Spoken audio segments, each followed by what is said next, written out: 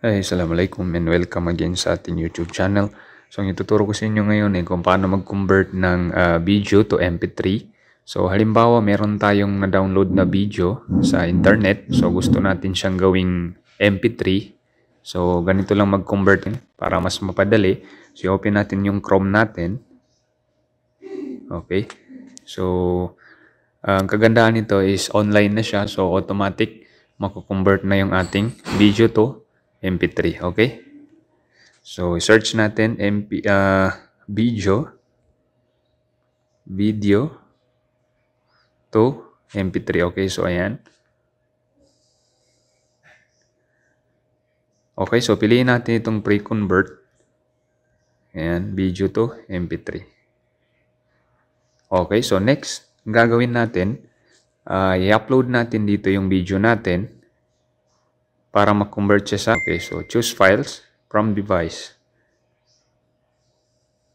Okay. So files.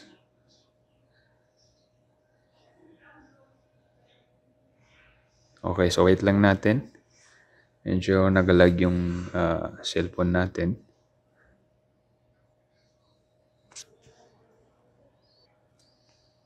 Okay, so dito tayo sa video. Ayan.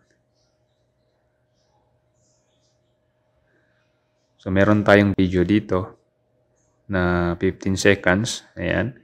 So, MP4 siya. So, gawin nating MP3. So, ayan. Tap lang natin. Okay. So, itap natin dito. So, as you can see, na-upload na siya dito. Meron siyang size na 33.98 MB. So, ngayon, na-upload na natin. So, next na gagawin natin is convert. Okay. So, converting. Ayan. So, hintayin lang natin kasi gina-process na siya. Okay. So, converting. Done. So, as you can see, tapos na siya. So, next na gagawin natin, i-download natin. Okay. So, i-download natin. Okay. So, ayan. Downloading file. So, as you can see, na-download na siya. So, i-open natin. Okay. So, ayan. As you can see, MP3 na siya. So, audio na siya. Hindi na siya video. So, i-tap natin ulit. Ayan. Hey, Assalamualaikum. Okay. So, yan yung video natin kanina. Good morning. So, MP3 na siya ngayon. Magandang araw. Okay.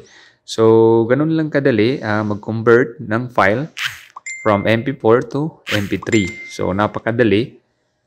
Basta naka-online tayo, so mas mapabilis yung ating pag-convert ng file. Okay? So, again, I hope nakatulong ito sa inyo. Thanks for watching. And don't forget to subscribe to Amr TV for the latest videos na aking i-upload. Sukran and wassalam.